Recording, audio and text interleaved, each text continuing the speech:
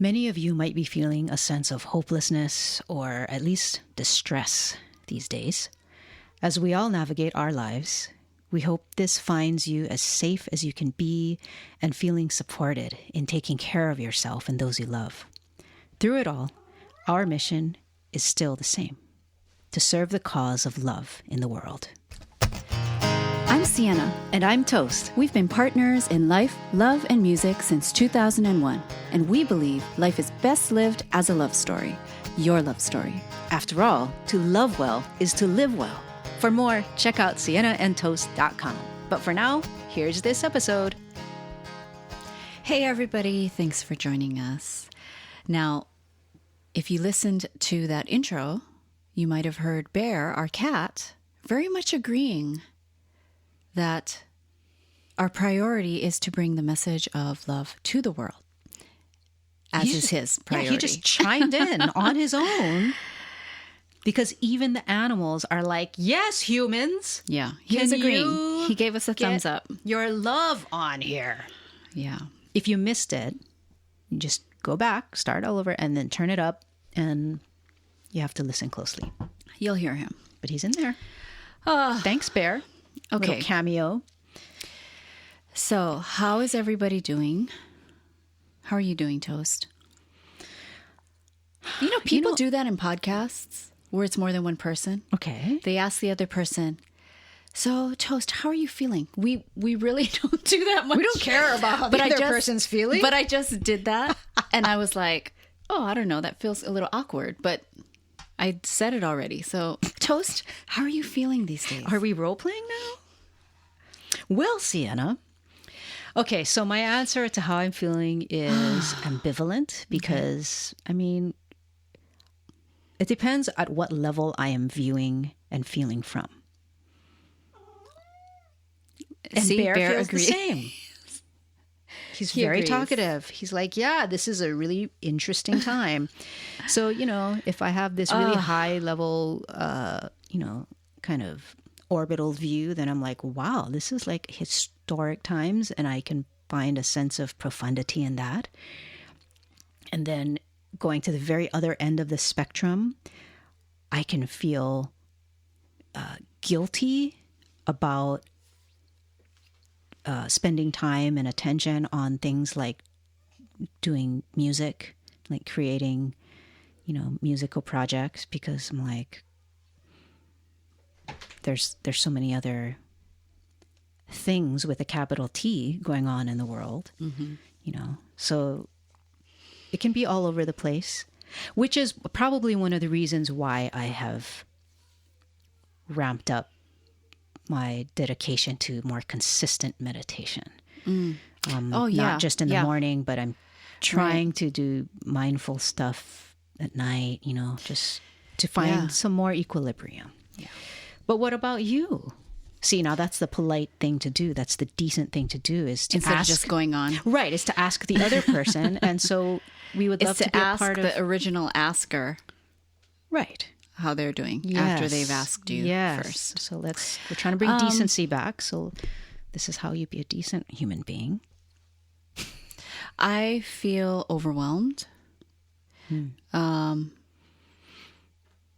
There is so much, even if you say avoid the news, you still get a dose of it through social media.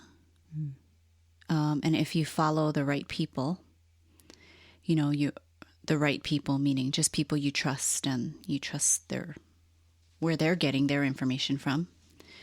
You see everything, you still see everything, and you can't escape it. Like, you can't just go to social media for just, let me just look up something light and funny, because everyone is posting everything, or posting and reposting, which I think is also good, that is happening. Yes. But I can say that I feel I just have a whole bunch of mixed emotions.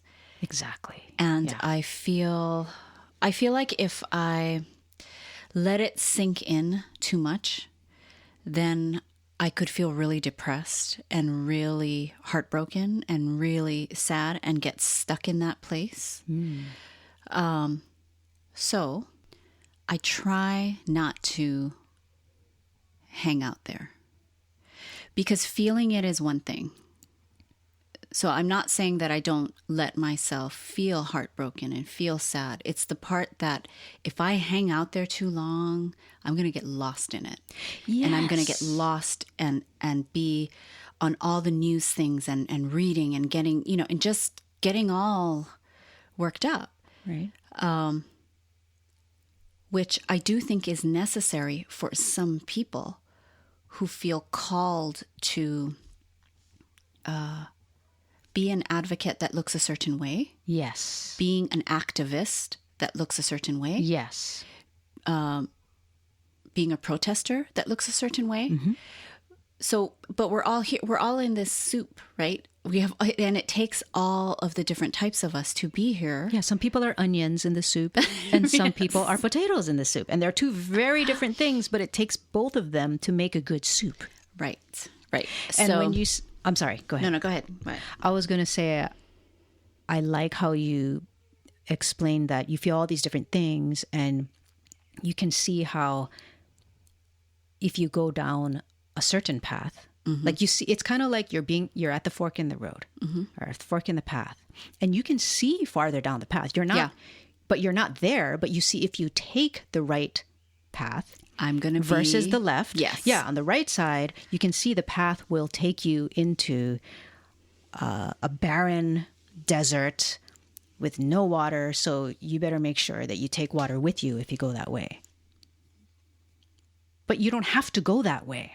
Right. You could go to the left side of the path, and the left side will take you into a very verdant, luxurious, lush rainforest where there's a waterfall and a stream. And if you want to, you could go that way. But you need to choose, and you need to walk your ass down one side or the other. Right. And it's up to you. And so just because you can see that, well, you might feel this, might feel more of a certain way going that way, doesn't mean you need to feel those feelings, because those are the, like you have to feel them. Not really. You don't have to go down that path is what I'm saying. Yeah. I in general, I agree with that. I do feel, though, that for some people, myself included, I feel like I have some old grief that I haven't felt from things that I haven't allowed myself to fully just feel. I've done what I can do in terms of what I can handle, I think. But I think I have some old grief that keeps popping up every now and then. So if something happens outside of myself that pushes the grief button, my response to it can be very disproportionate. And maybe in some situations, there's no such thing as a disproportionate response. Possibly. Okay. Possibly. As I was saying that, I'm going, no, maybe there always is. But so in those situations, I feel like, yes, I do need to feel the feelings. I see. So I think it's really about knowing, knowing yourself and having that awareness. Like, wow, I am feeling this. And it's beyond just being a human being in society, feeling for their brother, feeling for their sister, feeling it, right? It's just so much bigger. And it's like, okay, it's triggering the emotions I have kind of related stuck to previous things that have brought up those feelings. Yes, that the body and the unconscious have dealt with in a certain way. Yeah, I mean, it's intense, right? Like there's so much, and everyone is, and that's happening for everyone. Whether anyone we with the are pulse. aware of it or not, right? If it's triggering you or not, if it's pushing an old wound button or not, and the awareness around all of that, right now in this time of, what we're all going through with COVID, it's like our threshold has already changed, in terms of what we can handle. And yes, just as we're, maybe going, okay, we are preparing for what new normal looks like, then all of this is happening. Mm-hmm. But again, this is not new, right? That's right. It keeps happening because we've not changed. That's right. So it's going to have to keep happening in order for true change to happen. Yes, deeper, and at so a it's deeper here level. Again. So it's here again. And anyways. Okay, and I will say, I'm going to shift topic a bit. Okay. I'm ready.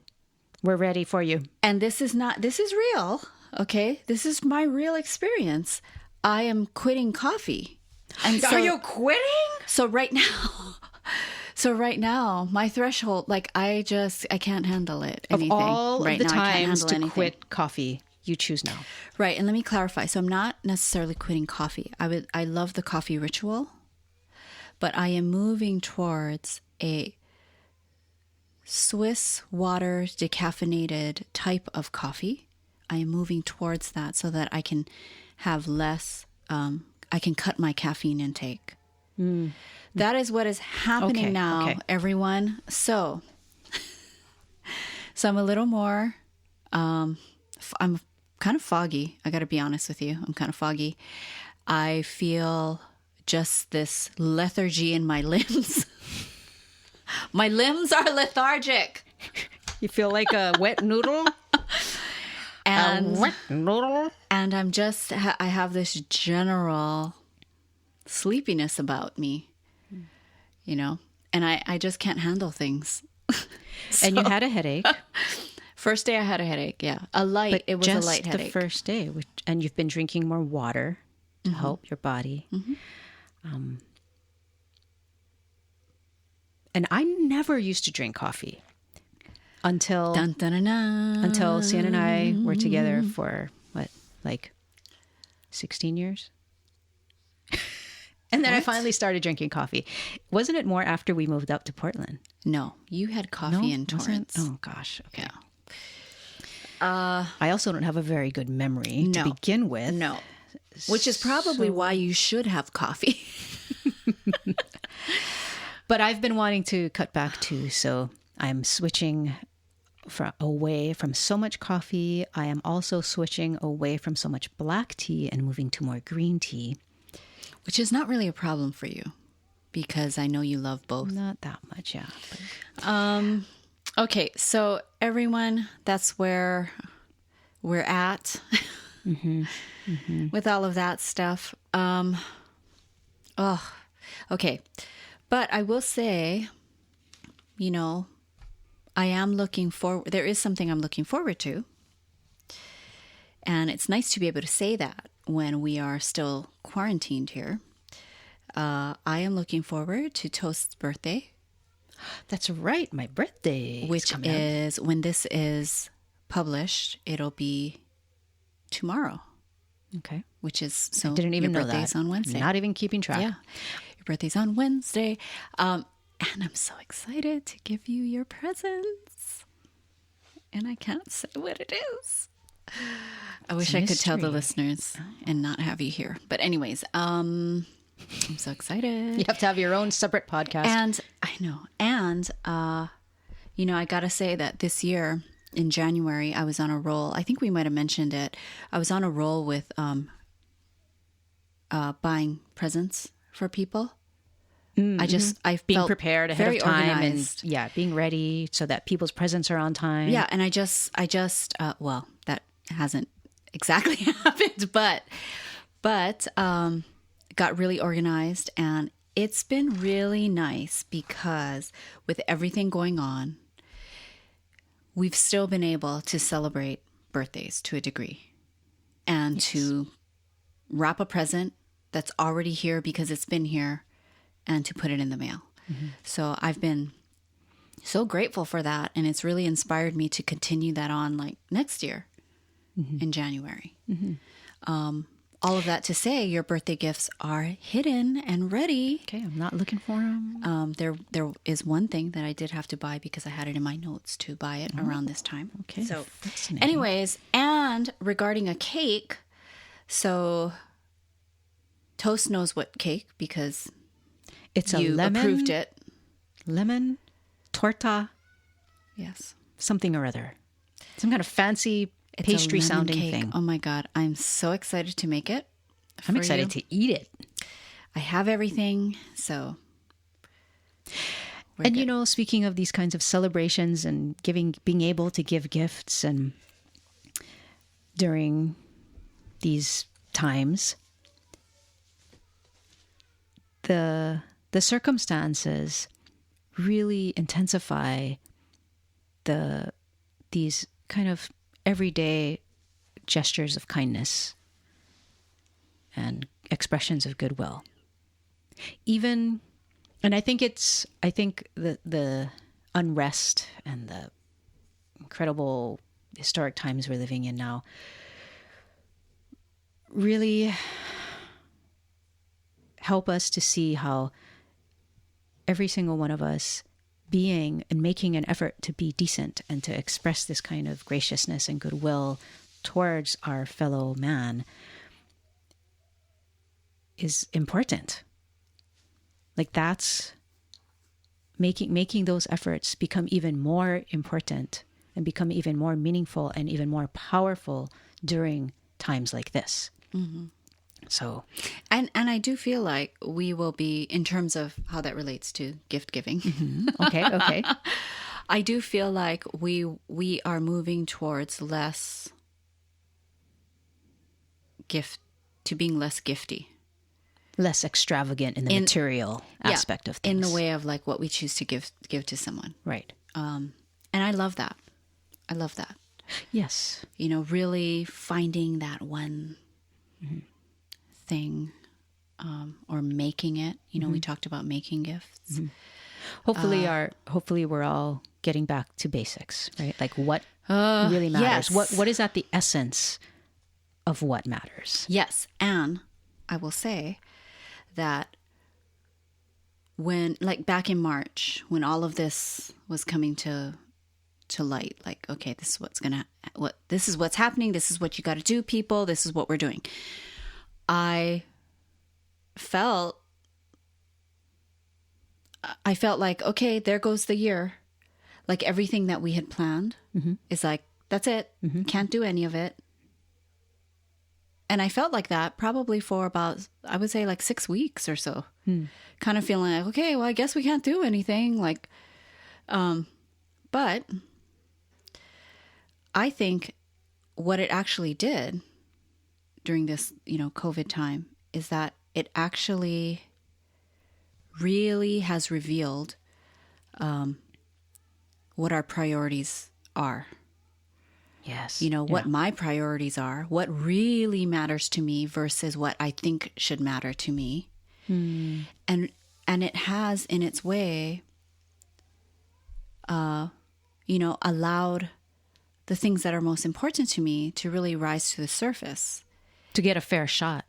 Yeah. And it hasn't, and in the past, those things, you know, that keep coming up, you know, the thing that lights you up, the thing that brings you life will keep calling on you until you actually do something about it. And oftentimes I have felt like pushing those things aside because they haven't felt practical. Even if mentally and in my heart, I know what it brings. You know, I know what it to does your soul, to do those things, how soul-filling and soul-fulfilling they are. But now I have to say, the practicality of it doesn't matter to me now. It's like I feel more in a place of this is a must now. And some on of the a spiritual things, level. Yeah. And the spiritual things are the must to me. You know? Yeah. So the spiritual things have become practical. Like, Yes. we Exactly. need to do that. Exactly. And so where, you know, in March, I was like, okay, well, there goes a whole year. We can't do any of the things. Now it's like, oh, wow, we can't not do these things. Because these, you know, it's just, I am never, okay, I don't know what I'm trying to say. I think I know what you're trying to say. Okay, what? It's similar to that old story about, wow, you don't want to use the nice china because, the nice place setting and all of that, you got to save that for a special time. And so you end up never using it. It's never experiencing like that. It's kind of like that. And Yes. you get to a point where, no, I'm living now. So I'm going to set things up and prioritize beauty and experiencing a beautiful life as much as I can now. And look, I'm going to use the nice china. Yes. So we're kind of overlapping some things here. Okay. So yes. And Kind of like that. Okay. yes. And it's just interesting to me. It's really interesting to me. Okay, tell me. I'm getting excited. Well, don't get too excited because I've talked about this a lot with you. You and I privately have talked about this a lot. Right. Just how the thing or the things that bring you life, the thing that calls to you, there is a push-pull. It's never just this like, yeah, I'm going to do it because it's calling to me. Okay. There is always that thing that wants to move you forward. And at the same time, there is something that wants to just hold you back. We have that going on that we need. The tension of things. Yes. It's the balance of powers. We It's need the checks that thing. and balances, which is the foundation of everything. All the meaningful things have that aspect. But it's navigating that. It's living in the tension. That is really challenging. So like for us, I have known that doing the podcast brings us life. It's like, yes, we need to do this podcast. We love doing this podcast. And although it may change in what we decide to do, the format of the podcast may change, I feel like doing the podcast is always something we're going to be doing. I think. Until something else calls us to expand and to grow in another direction. But the podcast has always felt like a right thing. Okay. And prior to moving to Portland, I know that we had wanted to, it was calling on us for a while to, hey, you guys got to do the podcast again. You guys got to do the podcast again for years back in California. And then when we got up here, it was like that nudge again. You guys got to do the podcast. And for some reason, it felt easier to do. Once we got up here. So here we are, we're doing the podcast, and that feels very right. Sharing, being lifelong learners, as well as sharing spiritual principles and things that, that we want to share with the listeners. That has always been important to us, whether it's with the listeners or with friends or family. So that's always been a calling for us. And we've been doing that in our own ways for many, many, many years. And then the third thing I would say is music. That's how we met. Music has always been something like nudging at us, and it has changed shapes and forms.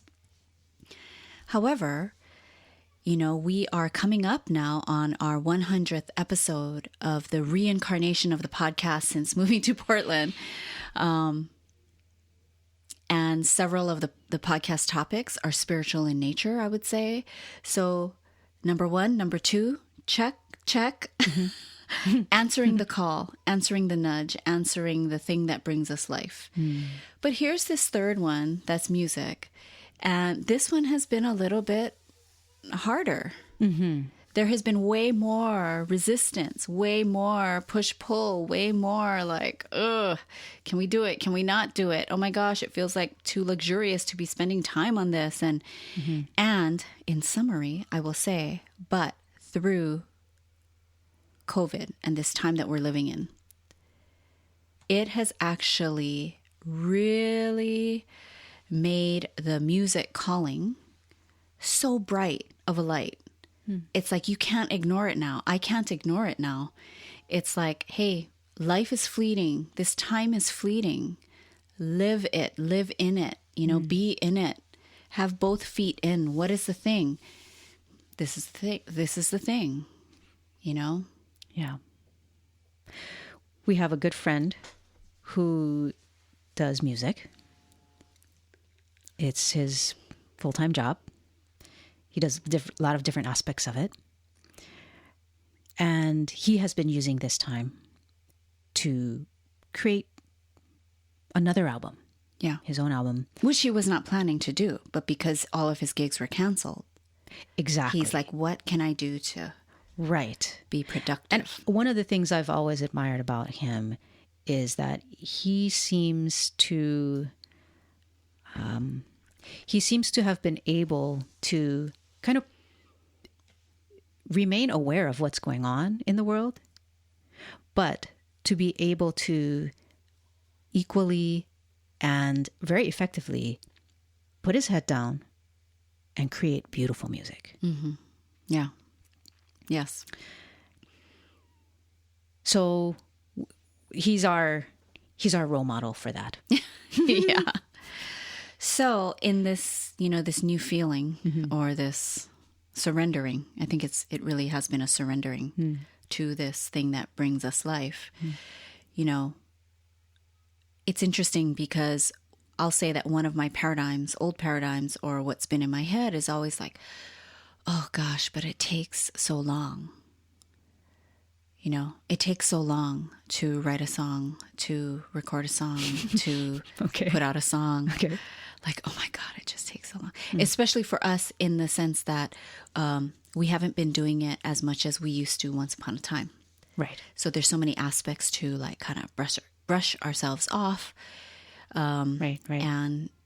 And also, learning new music programs and so on and so forth. Mm-hmm. So what's interesting though, and this happens, I think, when you are paying attention and you feel the call and you ask yourself, okay, well, what's coming up? Like, what do I feel? What's coming up? Like it's like what they say, what can you do with what you have from where you are? Okay. Yes. You don't have to jump all the way and, write a brand new song, record it in a day and put it out there next week. Okay. It doesn't have to be that level.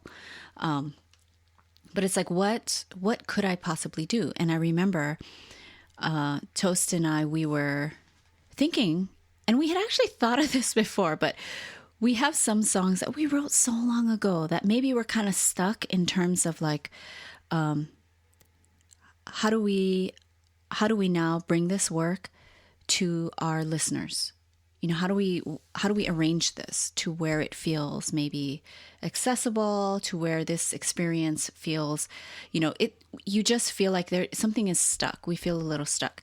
So we thought, oh, let's just give it to our friend and let's see, maybe he has a use for it. So we brought a few songs to our friend, and one particular song stood out for him.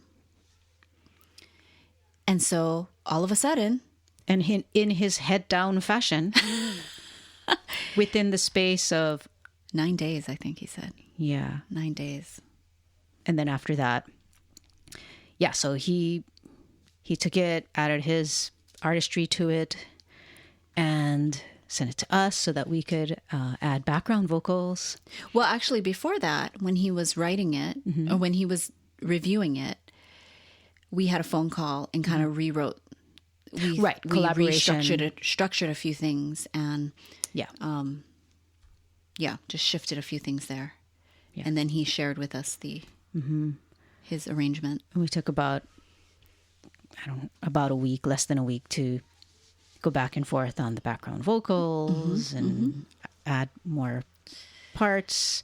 Yeah. And it's now finished. It's a real thing in the world. It's finished. I mean, that was so fast. And I'm looking forward to sharing it with actually a couple of our other friends who lost their mothers to COVID-19, because the song has taken on a new poignancy, I guess, for that.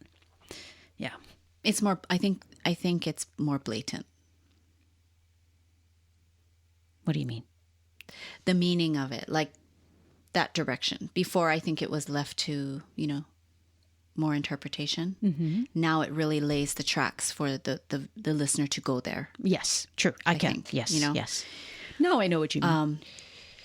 But anyways, so as we have been, saying yes to this time where we can be feeling helpless, where it just feels like, God, what could I possibly do? I mean, now more than ever, it is the best time to start, if you haven't started, to really start listening to those things that are calling you, those things that really bring you life.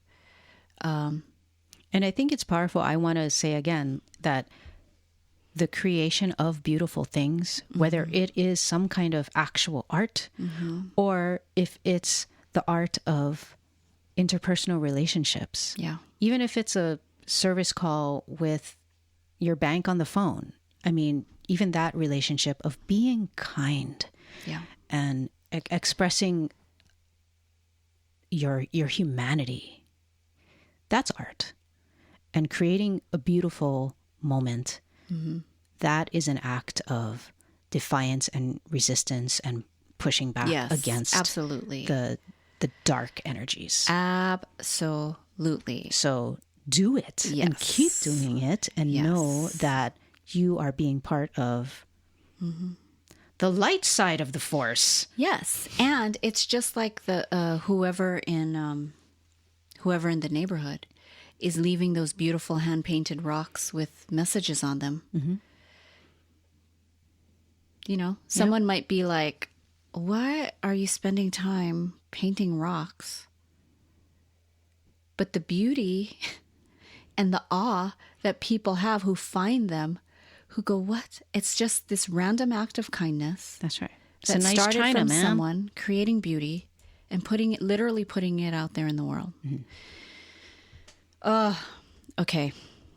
I keep going, because I am caffeine-less. Okay, so Okay. So let me again, say, I want to just give some practical little tidbits. Okay. Here's just a few things.